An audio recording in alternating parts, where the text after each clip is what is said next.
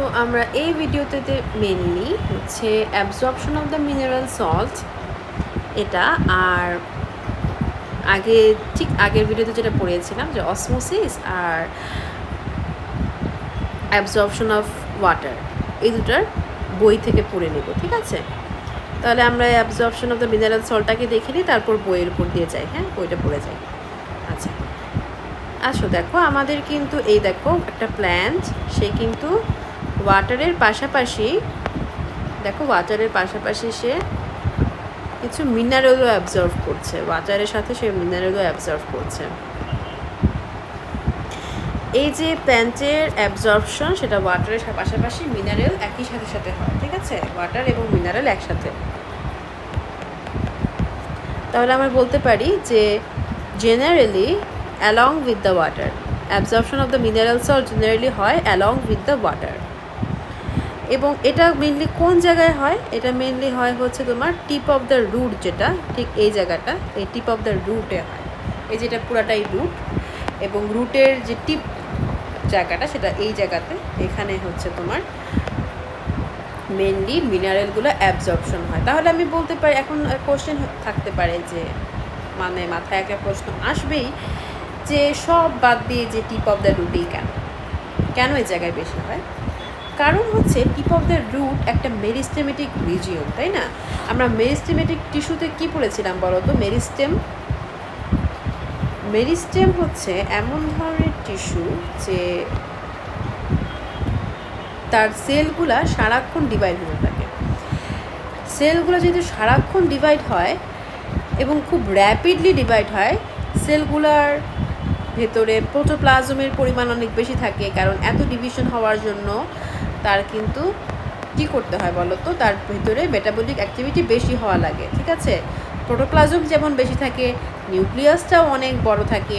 হ্যাঁ, এগুলো ছিল আমাদের মেরিস্টেমের ক্রাইটেরিয়া, ঠিক আছে? তারপর দেখো প্রোটোপ্লাজমও বেশি, তারপর নিউক্লিয়াসও বড়, কারণ সারাক্ষণ র্যাপিডলি ডিভাইড হতে হয়, তার জন্য তার সারাক্ষণ মেটাবলিক অ্যাক্টিভিটি দরকার হয়। ওকে, এখন এই যেহেতু সারাক্ষণ ডিভিশন হতে থাকে, তার কাছে কিন্তু একদম সময় নেই বসে বসে মোটা সেলওয়াল তৈরি করা, ঠিক আছে? তার কাছে মোটা সেলওয়াল তৈরি করার কিন্তু সময় নেই, সে কিন্তু কন্টিনিউয়াস ডিভিশনের উপরে আছে। তার যেমন মোটা সেলওয়াল তৈরি করার সময় নেই, তার কিন্তু সেলের ভেতরে যেই ফাঁকা ভ্যাকিউল, হ্যাঁ,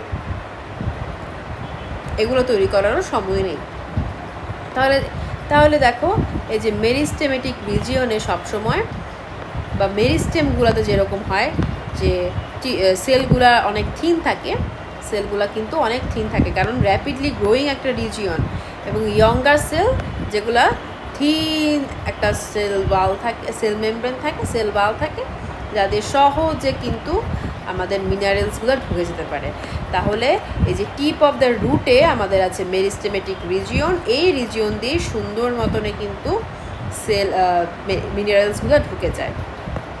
তাহলে টিপ অফ দ্য রুটে মেরিস্টেমেটিক রিজিয়ন দিয়ে সুন্দর মতনে এই যে মিনারেলসগুলো উপরে উঠে যায়। হ্যাঁ, তাহলে এই যে থিন ওয়ালের কারণে হচ্ছে এটা পারমিয়েবল হয়, এবং ইয়ং সেলগুলা সুন্দর মতনে সেলগুলোতে পৌঁছাইতে পারে।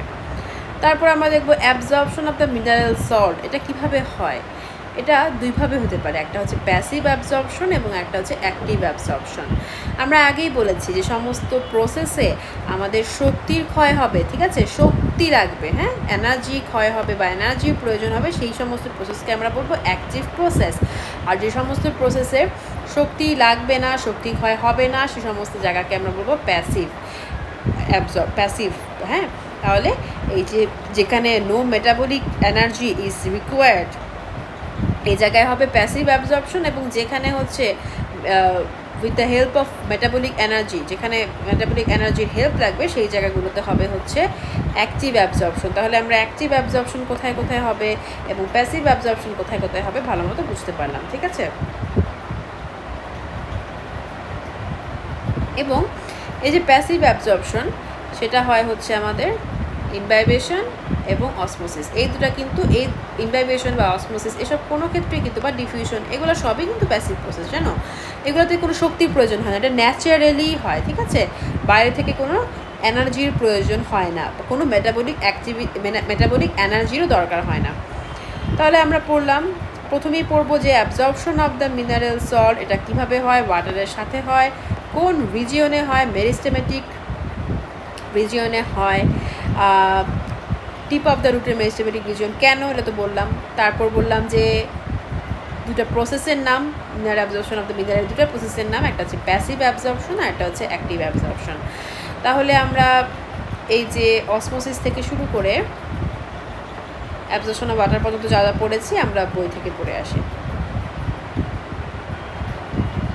তো ফার্স্টেই আমরা দেখব যে অসমোসিসের কথা এখানে প্রথমেই কি বলেছে, আমরা দেখব যে রেজিন যদি আমি রাখি ওয়াটারে তাহলে সেটা সোয়েল আপ হয়ে যাবে, বিং টার্জিট। আর টার্জিট মানে কি বলতো, একটা টার্জিট প্রেশার ভিতরে বেশি হয়ে যাবে, তাই না?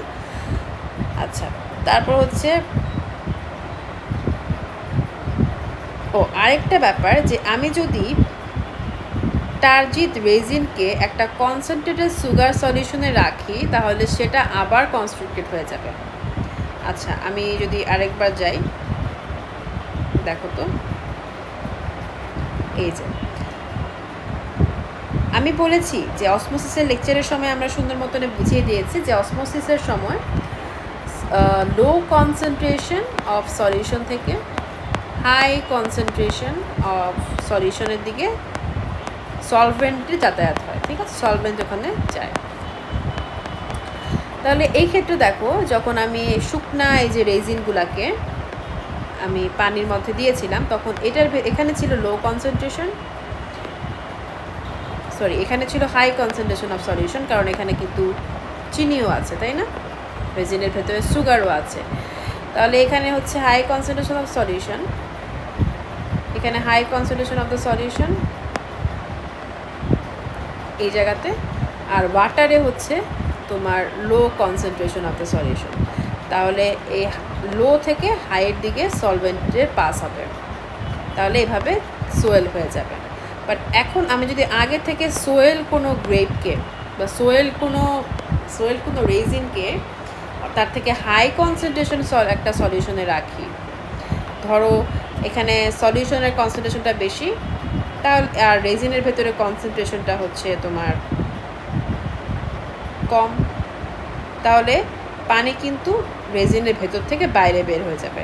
এই কারণেই বলেছে যে আমি যদি সোয়ালো অ্যান্ড রেজিনকে প্লেস করি, একটা কনসেন্ট্রেটেড সুগার সলিউশনে প্লেস করি, তাহলে সে ওয়াটার লুজ করবে এবং আবার আগের মতো শ্রিঙ্ক ব্যাক হয়ে যাবে।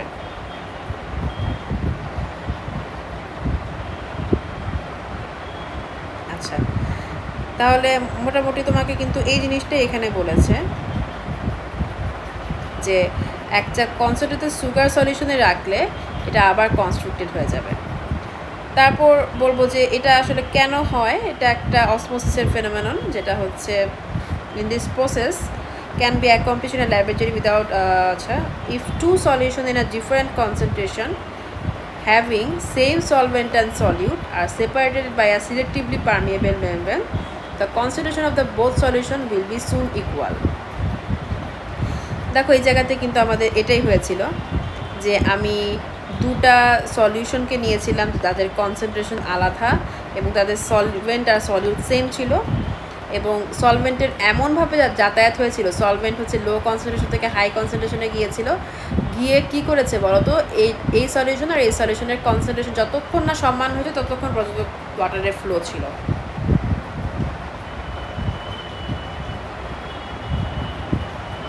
আচ্ছা, when two solution, এখানে দেখো সংখ্যাটা, when two solution of different concentration with same solute and solvent are separated with a selectively permeable membrane, আমরা বলেছি কেন selectively permeable membrane এখানে বলা হয়েছে, কারণ এখানে শুধুমাত্র সলভেন্ট যাতায়াত করবে আর কেউ যাতায়াত করতে পারছে না। selectively permeable membrane, the solvent flows from its solution of lower concentration to the solution of higher concentration. এই যে মুভমেন্ট অফ দ্য সলভেন্ট, এখানে আসলে মুভমেন্টটা কার হচ্ছে, সলভেন্টের মুভমেন্ট হচ্ছে through a selectively permeable membrane from a solution of lower concentration to the higher concentration is called osmosis. আচ্ছা, তারপরে আমরা absorption of the water পড়েছি লেকচার থেকে, যে এখানে কি হয়েছিল বলো তো, আমাদের আমরা ক্যাপিলারি ওয়াটার সম্পর্কে জেনেছি, যেটা হচ্ছে সয়েলে থাকতো। তোমাদের এই দেখো ক্যাপিলারি ওয়াটার সম্পর্কে জেনেছি, যেটা হচ্ছে সয়েল পার্টিকেলের ভেতরে থাকতো ক্যাপিলারি ওয়াটার। তারপর ট্রান্সপিরেশন ডিপিডি হয়ে একটা সাকশন ফোর্স ক্রিয়েট হয়েছিল, এটা এখানে বলেছে। দেখো diffusion pressure deficit DPD in a cell of leaf develop because of ট্রান্সপিরেশনের কারণে যদি এখানে ওয়াটারটা বের হয়ে গেছে, সে কারণে সেলের মধ্যে ডিপিডি ক্রিয়েট হয়েছে। And water from the adjacent cell move towards the cell. যেই সেলের মধ্যে ডিপিডি ক্রিয়েট হয়েছে তার পাশের সেল থেকে ওয়াটার অবশ্যই সেখানে চলে যাবে, কারণ সেই সেলের মধ্যে ডিপিডি হয়েছে। ডিপিডি হওয়া মানে কি বলতো, আমরা ডিপিডি লেকচারে সুন্দর মতো বিষয়টা বুঝিয়েছি যে ডিপিডি হওয়া মানে সেলটার ওয়াটার দরকার, সেল নিডস মোর ওয়াটার। ঠিক আছে, তাহলে ডিপিডি হওয়া মানে হচ্ছে সেলের ওয়াটার দরকার বেশি করে, এখানে বেশি করে ওয়াটার ঢুকবে।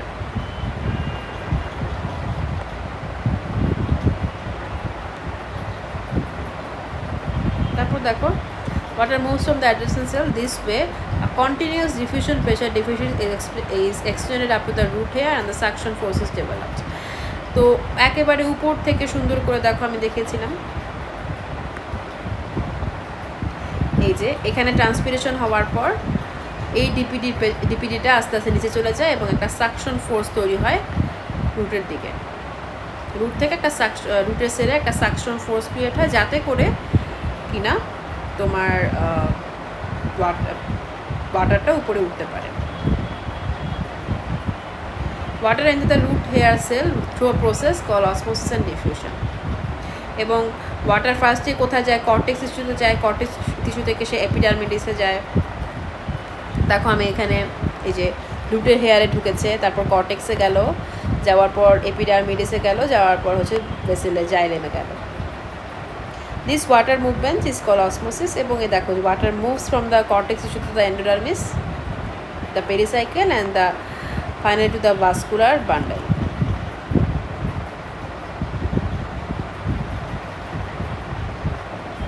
আচ্ছা, having entered into the vascular bundle is taken up and flow laterally to the xylem tissue. xylem tissue দিয়ে চলে যায় উপরে, তারপর আলটিমেটলি কোথায়, লিফে চলে যায়।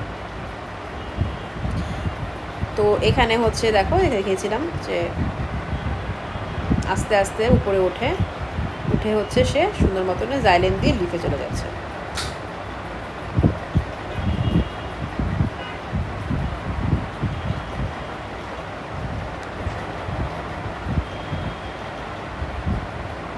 তারপর আসি অ্যাবজর্পশন অফ দ্য মিনারেল সল্টে। এখানে হচ্ছে অ্যাবজর্পশন অফ মিনারেল সল্টে বলেছে এখান থেকে কী কী জিনিস পড়া লাগবে, যে ওয়াটারের সাথে সাথে এদের অ্যাবজর্পশন হয়ে যায়, এবং রুট হেয়ারের কোথায় মেরিস্টেমেটিক রিজিয়নটা বলতে হবে, এবং দুটো প্রসেস আছে প্যাসিভ এবং অ্যাক্টিভ, এই প্রসেসের নাম বলতে হবে। প্যাসিভ অ্যাবজর্পশন কোথায় হয়, ইমবাইবেশন এবং অসমোসিস, এগুলো হচ্ছে প্যাসিভ অ্যাবজর্পশনের উদাহরণ। তারপর পাশাপাশি অ্যাক্টিভ অ্যাবজর্পশন তো হয়ই। তো এই হচ্ছে মেনলি অ্যাবজর্পশন অফ সল্ট, তারপর হচ্ছে ওয়াটার আর হচ্ছে অসমোসিস। তো অসমোসিস এবং অ্যাবজর্পশন অফ ওয়াটারের ভিডিও দেখার পর যাতে এই ভিডিওতে তোমরা দেখো, এই বিষয়টা নিশ্চিত করো। আর হচ্ছে এই পর্যন্তই থাকলো, তারপরের প্রতি ক্লাসে দেখা হচ্ছে। সবাইকে আল্লাহ হাফেজ।